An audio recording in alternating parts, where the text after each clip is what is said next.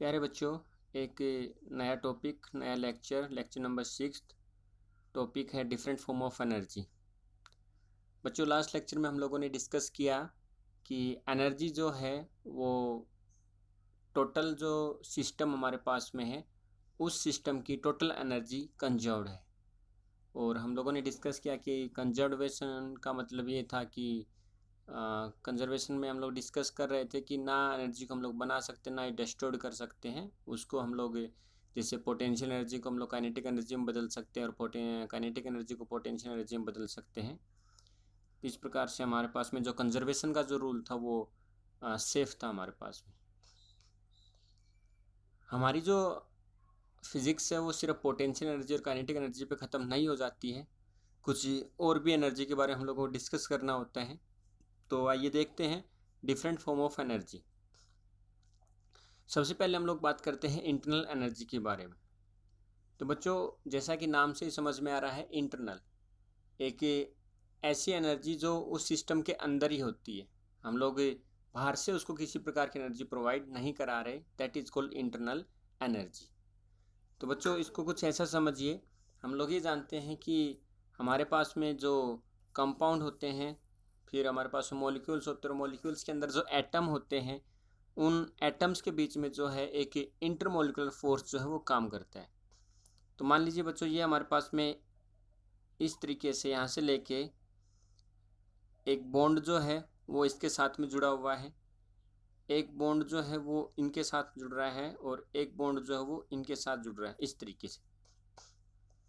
तो बच्चों, हम लोग ये जानते हैं कि ये जो एटम है, ये एटम इस एटम के ऊपर एक फोर्स लगा रहा है, जिसके कारण ये एटम इसके साथ जुड़ा हुआ है, ये एटम इसके साथ जुड़ा हुआ है, ये एटम इसके साथ जुड़ा हुआ है। तो ये जो पूरा अरेंजमेंट हमारा बना हुआ है, आप लोग केमिस्ट्री में बहुत अच्छे से डील करते हैं इन सब चीज़ों के बारे में। इस पूरे अरेंजमेंट को हम लोग बोलते हैं इंटरमोलिकुलर फोर्स, क्योंकि इन मॉलिक्यूल्स के बीच में एक फोर्स लगा हुआ है जो इन सबको जोड़े हुए हैं। That force is known as intermolecular force. अच्छा बच्चों, ये जो एटम है, ये एटम यहाँ पे 3 तरीके से मोशन कर सकते हैं। पहला, ये यहाँ पे ट्रांसलेशनल मोशन कर सकते हैं। दूसरा, ये एटम यहाँ पे ट्रांसलेशनल मोशन कर सकते हैं। दूसरा, ये यहाँ पे रोटेशनल मोशन कर सकते हैं। और तीसरा, ये यहाँ पे वाइब्रेशनल मोशन कर सकते हैं। ट्रांसलेशन का मतलब है बच्चों, जैसे ये जो मॉलिक्यूल है, ये मॉलिक्यूल हमारे पास में इधर जा सकता है मुंह को होके, ये जो मॉलिक्यूल है मूव करके हमारे पास में इधर जा सकता है, that is called translational motion. Rotational motion का मतलब ये है बच्चों कि उन मॉलिक्यूल्स के लिए बीच का जो सेंटर पॉइंट होगा वो फिक्स होगा और वो उस सेंटर पॉइंट के अराउंड रोटेशन करेंगे। जैसे कि ये मेरे पास में एक कैप है, यदि मैं इस कैप को रोटेशन मोशन कराना चाहता हूँ तो ये इस कैप का एक सेंटर पॉइंट होगा, दैट इज कॉल्ड ये वाला, और ये इस सेंटर पॉइंट के ऊपर ऐसे रोटेट करेगी इस तरीके से। ठीक है, ये कैप जो है इस तरीके से उसके सेंटर पॉइंट पे रोटेट करेगी, that is called rotational motion. ठीक है, वाइब्रेशनल मोशन का मतलब ये है कि ये जो कैप है जिसके बारे में मैं अभी डिस्कस कर रहा था, तो ये कैप अपनी पोजीशन से इधर जाएगी, फिर अपनी पोजीशन पे लौट के आएगी, और फिर पोजीशन से इधर जाएगी, फिर अपनी पोजीशन पे लौट के आएगी। इस तरीके का जो मोशन होता है that is called vibrational motion. Translational motion में मतलब कोई भी ऑब्जेक्ट जो है वो सीधा सीधे डायरेक्शन में ट्रेवल करेगा। रोटेशनल में वो उसका एक सेंटर पॉइंट होगा, जैसे इस पेन का इस सेंटर पॉइंट है, ये पेन इसके सेंटर पॉइंट के चारों तरफ ऐसा रोटेट कर सकता है, that is called rotational motion. ठीक है, और वाइब्रेशनल में वो उसकी मीन पोजीशन से एक्सट्रीम पे जाएगा, लौट के आएगा, फिर से मीन पे जाएगा, एक्सट्रीम पे जाएगा और फिर से मीन पे आएगा, मीन्स जाना आना जाना और आना। इस सिचुएशन को हम लोग बोलेंगे वाइब्रेशनल मोशन। तो बच्चों, यहाँ पे जो मॉलिक्यूल है, ये मॉलिक्यूल 3 प्रकार के मोशन कर सकते हैं। तो जब ये मॉलिक्यूल 3 प्रकार के मोशन करेंगे तो इन मॉलिक्यूल्स के पास में कुछ एनर्जी है। ठीक है, क्योंकि हम लोग ये जानते हैं जब ये मोशन कर रहे हैं तो इनके पास में एक काइनेटिक एनर्जी है, और जब ये मोशन कर रहे हैं तो इनके पास काइनेटिक एनर्जी है, उसके साथ साथ ही ये मॉलिक्यूल यहाँ से लेके यहाँ तक मोशन करके गया है, या इस और इस मॉलिक्यूल के बीच में एक फोर्स काम कर रहा है जिसको हम लोग बोल रहे हैं इंटरमोलिकुलर फोर्स, और यहाँ तक इस मॉलिक्यूल के पास में एक हाइट है दैट इज कॉल्ड एच। तो हम लोग ये कह सकते हैं कि यहाँ से यहाँ तक इस मॉलिक्यूल के पास एक दूसरी एनर्जी है that is called potential energy. Okay, इसी प्रकार इससे इसके पास भी एक पोटेंशियल एनर्जी है, यहाँ से यहाँ तक भी एक पोटेंशियल एनर्जी है, क्योंकि ये भी मोशन कर रहा है तो इसके पास भी काइनेटिक एनर्जी, इसके पास भी पोटेंशियल एनर्जी है। तो हम लोग ये कह सकते हैं कि एक जो सिस्टम है हमारे पास में, उस सिस्टम के पास में दो प्रकार की एनर्जी रहती है। पहली है काइनेटिक एनर्जी और दूसरी है उसके पास में पोटेंशियल एनर्जी। और इस पोटेंशियल एनर्जी और काइनेटिक एनर्जी का जो कॉम्बिनेशन बनता है किसी भी मॉलिक्यूल के लिए या किसी भी सिस्टम के लिए, वो कहलाती है उसकी इंटरनल एनर्जी। अच्छा, यदि मैं इस सिस्टम को बाहर से यदि एक्सटर्नल एनर्जी देता हूँ, ठीक है, बाहर से मैंने और एनर्जी दे दिया, तो जिसके कारण इस सिस्टम के जो मॉलिक्यूल्स हैं, एटम्स हैं, उनकी एनर्जी और इंक्रीज हो जाएगी। तो increasing the energy that means increasing the kinetic energy, that means increasing the potential energy on providing the external energy. ठीक है, तो यदि हम किसी सिस्टम को एनर्जी देते हैं जिसकी वजह से उनकी काइनेटिक एनर्जी और पोटेंशियल एनर्जी इंक्रीज हो जाती है, तो हम लोग ये कह सकते हैं कि सिस्टम की इंटरनल एनर्जी भी इंक्रीज हो जाती है। ओके, जैसे कि मान लीजिए मेरे पास में एक आइस है, ठीक है, उस आइस के जो मॉलिक्यूल है वो आपस में रोटेशनल, वाइब्रेशनल, ट्रांसलेशनल मोशन कर रहे हैं, उनके पास में काइनेटिक एनर्जी है, उनके पास में पोटेंशियल एनर्जी है। लेकिन यदि मैं आइस को हीट प्रोवाइड कराता हूँ, यदि मैं आइस को एनर्जी प्रोवाइड कराता हूँ, जिसकी वजह से आइस जो है उसकी स्टेट को चेंज कर लेती है और वो सॉलिड से लिक्विड में बन जाती है। दैट मीन्स यदि आप किसी सिस्टम की इंटरनल एनर्जी को चेंज करते हो जिसके कारण उस ऑब्जेक्ट की जो स्टेट है वो भी चेंज हो सकती है, जैसे कि आइस की स्टेट सॉलिड से चेंज होकर किस में हो गई, लिक्विड में। ओके, तो मोटा मोटा ये समझिए कि इंटरनल एनर्जी किसी भी सिस्टम की खुद की एनर्जी होती है जिसकी वजह से, जिसके चेंज होने से उस सिस्टम की जो स्टेट है वो भी चेंज हो सकती है। ठीक है, इसको जनरली हम लोग कैपिटल यू से डिनोट करते हैं, और यूनिट जो इसकी जूल है क्योंकि एनर्जी की यूनिट जूल होती है, या फिर इसको हम न्यूटन मीटर लिखते हैं। ओके, सेकंड समझिए बच्चों,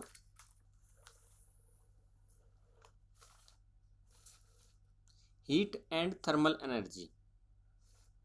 बच्चों हम लोग ये जानते हैं कि हमारे पास में जितने भी ऑब्जेक्ट होते हैं, सब ऑब्जेक्ट जो है छोटे छोटे एटम से मिलके बने हुए होते हैं। तो मान लीजिए हम लोग कंसिडर करके चलते हैं कि हमारे पास में एक पीस ऑफ मेटल है,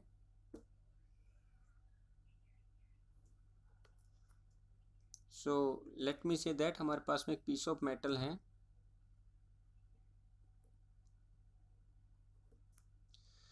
इस पीस ऑफ मेटल में बच्चों हमारे पास में जो एटम्स होंगे वो एटम्स रिवॉल्व करते रहते हैं, मोशन करते रहते हैं। तो मान लीजिए एक एटम जो है वो इधर जा रहा है, दूसरा एटम इधर, लाइक दैट। ये कुछ हमारे पास में एटम है जो जिगजैग मोशन में घूम रहे हैं, या फिर ये कह सकते हैं कि वो डिसऑर्डरली मोशन कर रहे हैं, डिसऑर्डरली मोशन कर रहे हैं। ओके, तो बच्चों हम लोग ये जानते हैं कि जब एक एटम मान लीजिए इधर जाना चाह रहा है और दूसरा एटम इधर जाना जा रहा है, तो इन दोनों के बीच में कोलिजन होगा, और कोलिजन होगा तो जिसके कारण इनके अंदर जो हीट है, एनर्जी है, उस एनर्जी का लॉस हो जाएगा। उसी प्रकार से जैसे ये एटम मान लीजिए इधर जाना चाह रहा है, ये इससे टकराएगा, ये इससे टकराएगा, तो इसके कारण एनर्जी का लॉस होगा, और वो एनर्जी जो है हम लोगों को हीट के फॉर्म में दिखाई देती है। जैसे आप लोग अर्लियर पढ़ के आए हो कि हमारे पास में एक मेटल रहती है और मेटल्स के अंदर फ्री इलेक्ट्रॉन्स रहते हैं, और जब इन इलेक्ट्रॉन्स के अंदर कोलिजन होता है, मींस इलेक्ट्रॉन्स के डिसऑर्डरली मोशन के कारण जब कोलिजन्स होता है, तो उस कोलिजन का हम लोगों ने नाम दिया था रेजिस्टेंस। और वो जो रेजिस्टेंस था वो हमको एक हीट के रूप में दिखता है, जैसे कि पंखे की मोटर जो है कुछ देर तक चलने के बाद में गर्म हो जाती है, that is called resistance. Okay, तो वो मोटर जो है वो रेजिस्टेंस की वजह से गर्म होती है, और रेजिस्टेंस जो है वो फ्लो ऑफ करंट को अपोज करता है। इसलिए ये कह सकते हैं कि यहाँ पे उसी जिस प्रकार रेजिस्टेंस जो हीट के फॉर्म में बाहर आता है, ठीक उसी प्रकार यहाँ पे जो एटम्स है उनमें कोलिजन्स होगा, और कोलिजन्स होने के कारण उनमें एनर्जी का लॉस होगा, और वो एनर्जी हमको हीट के फॉर्म में दिखती है, और इसी एनर्जी को हम लोग क्या बोलते हैं, हीट या फिर थर्मल एनर्जी बोलते हैं। ओके, आगे देखिए केमिकल एनर्जी। बच्चों हम लोग ये जानते हैं कि हमारे पास में, जैसे आप लोगों ने देखा होगा ड्राई सेल, निपो का, एवरीडे का, इस तरीके से आप लोगों ने ड्राई सेल देखे होंगे। जैसे उन ड्राई सेल्स को हम लोग बैटरी के अंदर डालते हैं तो कुछ टाइम तक वो अच्छी खासी हम लोगों को लाइट देते हैं, लेकिन धीरे धीरे उनकी जो एनर्जी है, मतलब लाइट की जो कैपेसिटी है वो डिम होती चली जाती है, कम होती चली जाती है। इसका मतलब क्या हुआ? इसका मतलब ये है कि बच्चों उस सेल के अंदर कुछ एनर्जी थी, जो एनर्जी धीरे धीरे खर्च होती जा रही है। जब हम लोग सेल को नया परचेज करके लेके आते हैं उस टाइम पे उस सेल के अंदर अच्छी खासी एनर्जी रहती है स्टोर्ड, धीरे धीरे वो एनर्जी खत्म होती जाती है, और एक टाइम ऐसा आता है जब एनर्जी खत्म हो जाती है तो हम लोग बोलते हैं सेल जो है वो डेड हो गया। ठीक है, तो बेसिकली होता क्या है बच्चों, हम लोग ये जानते हैं कि जो केमिकल्स है, तो जितने भी हमारे पास में केमिकल रिएक्शंस होते हैं तो उन सब के अंदर बॉन्डिंग काम करता है, जैसे कि कोवालेंट बॉन्ड, ठीक है, इलेक्ट्रोवैलेंट बॉन्ड, तो जो बॉन्डिंग है वो उसके अंदर काम करती है। ओके, तो बॉन्डिंग जो है उसके दौरान होता क्या है, जैसे फॉर एग्जांपल ऐसा समझिए कि हमारे पास में एक H2SO4 है। जब H2SO4 को हम लोगों ने सोल्व किया या इसका केमिकल रिएक्शन देखा तो ये हमारे पास में आता 2H पॉजिटिव प्लस का SO4 2 नेगेटिव, या फिर इसी प्रकार से मैं देखता हूँ Na2SO4 को, तो ये हमारे पास में आ जाएगा 2Na पॉजिटिव प्लस का SO4 2 नेगेटिव। यहाँ पे हम लोगों ने एक कंपाउंड जो है उसको हम लोगों ने दो अलग अलग पार्ट्स में तोड़ लिया, एक हाइड्रोजन में और एक SO4 2 नेगेटिव में। या फिर मैं ये कहूँ कि हमारे पास में दो छोटी छोटी है, उनको हमने जोड़ा, और जोड़ने के बाद में ये हमने एक बड़ा जो है कंपाउंड बना लिया CuSO4। इस दौरान हमको ये समझ में ये आया कि बच्चों जब हमारा रिएक्टेंट है और रिएक्टेंट से जब हम लोग प्रोडक्ट बनाते हैं, या फिर हमारे पास में ये जब रिएक्टेंट है और रिएक्टेंट से हम लोगों ने प्रोडक्ट बनाया है, तो जब ये रिएक्टेंट से प्रोडक्ट बनता है तो हमारे पास में जितनी एनर्जी रिएक्टेंट की होती है, कई बार हमें उतनी एनर्जी जो है प्रोडक्ट की नहीं मिलती है, या जितनी एनर्जी हमारी प्रोडक्ट की होती है उतनी एनर्जी हम लोगों को रिएक्टेंट की नहीं मिलती है। तो वो एनर्जी कहाँ जाती है? तो बच्चों आंसर है कि जब हम लोग कोई भी केमिकल रिएक्शंस कराते हैं उस टाइम पे एनर्जी जो है या तो रिलीज हो जाती है, या हमें उस केमिकल रिएक्शंस को कराने के लिए एनर्जी बाहर से देनी पड़ती है। जैसे देखिए, यदि हमारे पास में एक चूना पत्थर लाइमस्टोन है, कैल्शियम कार्बोनेट है CaCO3, तो यदि हम कैल्शियम कार्बोनेट, जिसको हम लोग चूना पत्थर बोलते हैं, यदि हम उसको पानी में डालेंगे तो हम लोग ये देखते हैं कि पानी के अंदर से बुलबुले निकलते हैं, ठीक है, और वो पानी जो है उसका टेम्परेचर जो है वो इंक्रीज हो जाता है। दैट मीन्स जब उस कैल्शियम कार्बोनेट ने या फिर ये कहीं कि चूना पत्थर ने जब पानी के साथ में रिएक्शंस किया तो उसके अंदर से एनर्जी रिलीज हो गई। तो जब किसी केमिकल रिएक्शंस के दौरान एनर्जी रिलीज होती है तो उसको बोलते हैं हम लोग एक्सोथर्मिक एनर्जी। उसी प्रकार जैसे बच्चों हमारे पास में एक ये कह सकते हैं कि आइस है, जब हम उस आइस को लिक्विड के फॉर्म में कन्वर्ट करना चाहते हैं तो आइस से जब लिक्विड बनता है तो हमको हमारे पास से एनर्जी देनी पड़ती है उस रिएक्शन को कराने के लिए, क्योंकि हम लोग ये देखते हैं कि आइस जो वो हीट को एब्जॉर्ब करता है। तो एक ऐसी केमिकल रिएक्शंस जिसमें हमको पास से एनर्जी देनी पड़ती है, they are called endothermic chemical reactions. Okay, तो इस प्रकार से एक्सोथर्मिक और एंडोथर्मिक रिएक्शंस की हेल्प से हम लोगों को कोई भी केमिकल रिएक्शंस होती है तो उससे एनर्जी मिलती है, और उस एनर्जी को हम लोग बोलते हैं केमिकल एनर्जी। नेक्स्ट वन देखिए, इलेक्ट्रिकल एनर्जी। बच्चों हम लोग ये जानते हैं कि सेम सेम चार्ज जो है वो रिपेल करते हैं और अपोजिट चार्ज जो है वो अट्रैक्ट करते हैं। जैसे प्लस और माइनस अट्रैक्ट करेंगे और माइनस माइनस या प्लस प्लस जो है वो रिपेल करेंगे। मान लीजिए बच्चों हमारे पास में एक मेटल है और इस मेटल के अंदर नंबर ऑफ फ्री इलेक्ट्रॉन्स हैं।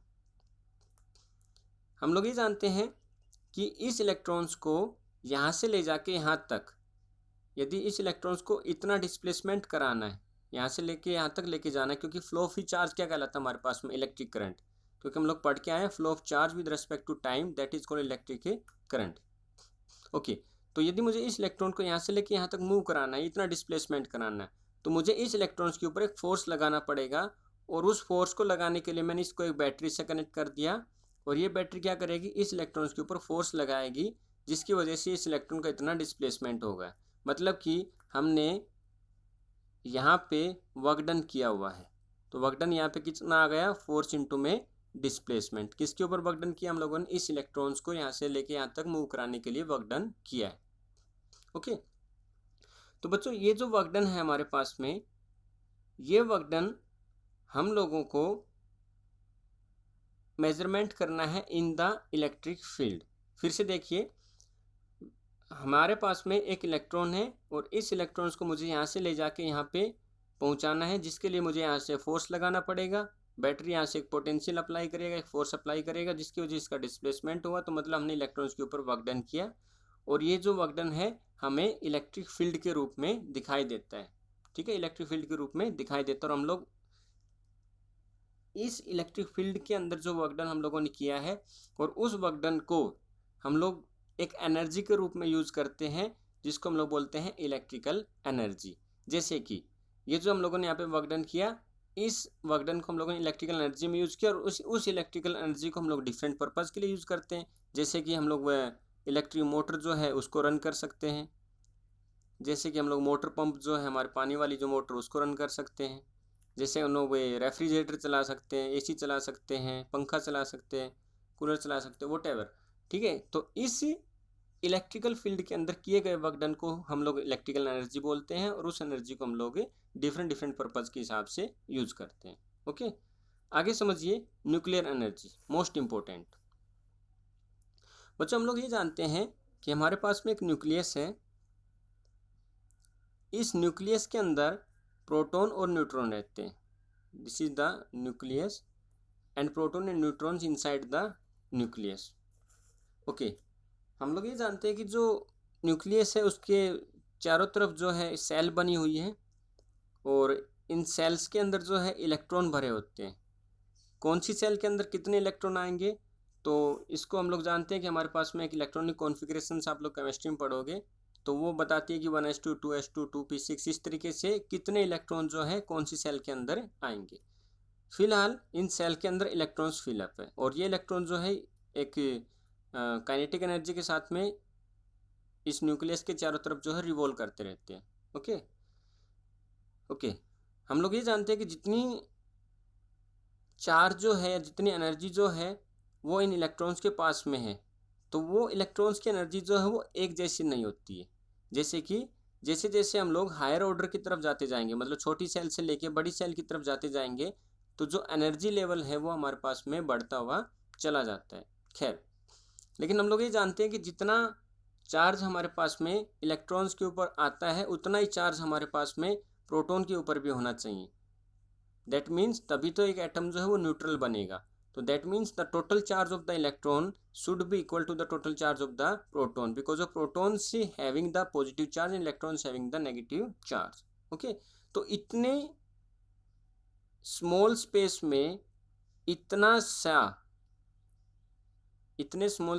इतना सारा चार्ज जो है वो हम लोगों को जमा करके रखना पड़ता है, बांध के रखना पड़ता है। क्योंकि यहाँ पे न्यूट्रॉन के पास में चार्ज नहीं है, लेकिन उसके पास में मास है। ठीक है, और प्रोटॉन के पास में मास भी है और उसके पास में चार्ज भी है। तो इतने स्मॉल साइज के अंदर, दैट मीन्स इतना स्मॉल साइज कितना, 10⁻⁻15 मीटर, इतने स्मॉल साइज के अंदर हमें इतने सारे चार्जेज और उनके मासेज जो है उनको बांध के रखना पड़ता है। That means we need a much force. ठीक है, we need a much force, और इस फोर्स को हम लोग बोल सकते हैं, या वो एनर्जी जो इन चार्जेस के, इन मासेस को बांध के रखती है, that is called nuclear energy.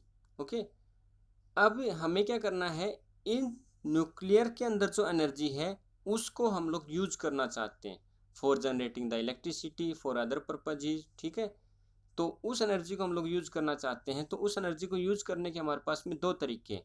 जब हम एक स्मॉल न्यूक्लियाई को तोड़ के, जब हम लोग स्मॉल न्यूक्लियाई को ऐड करके, दो स्मॉल न्यूक्लियाई हमारे पास में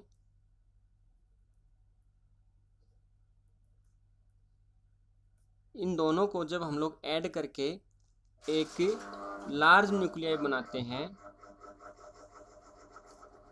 तो उस प्रोसेस को हम लोग बोलते हैं न्यूक्लियर फ्यूजन। और जब एक लार्ज न्यूक्लियाई को ब्रेक करके दो स्मॉल न्यूक्लियाई बनाते हैं उसको हम लोग बोलते हैं न्यूक्लियर फ्यूजन। ओके, तो एक्चुअली बच्चों क्या होता है, जब दो स्मॉल न्यूक्लियाई एक लार्ज न्यूक्लियाई बनाते हैं तो जो इनका जो मास होता है स्मॉल न्यूक्लियाई का, और वो मास जब हम लोग लार्ज न्यूक्लियाई से कंपेयर करते हैं तो दोनों के बीच मास के बीच में हम लोगों को डिफेक्ट देखने को मिलता है। मतलब कि जितना मास होना चाहिए उतना मास हम लोगों को देखने को नहीं मिलता है। जब हम एक लार्ज न्यूक्लियाई को दो स्मॉल न्यूक्लियाई में तोड़ते हैं तो जितना मास लार्ज न्यूक्लियाई का है उतना मास हम लोगों को स्मॉल न्यूक्लियाई का देखने को नहीं मिलता है। मतलब कि जब केमिकल या फिर जब यहाँ पे रिएक्शंस होती है तो रिएक्टेंट का मास प्रोडक्ट के मास के इक्वल नहीं होता, and this phenomenon is known as mass defect।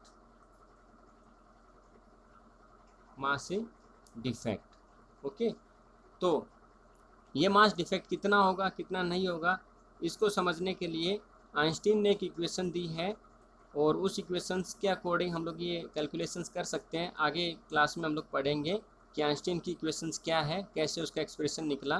But फिलहाल ये समझिए कि उन्होंने इक्वेशन दिया आइंस्टीन ने, E = del mc²। यहाँ पे C जो है वो स्पीड ऑफ लाइट है,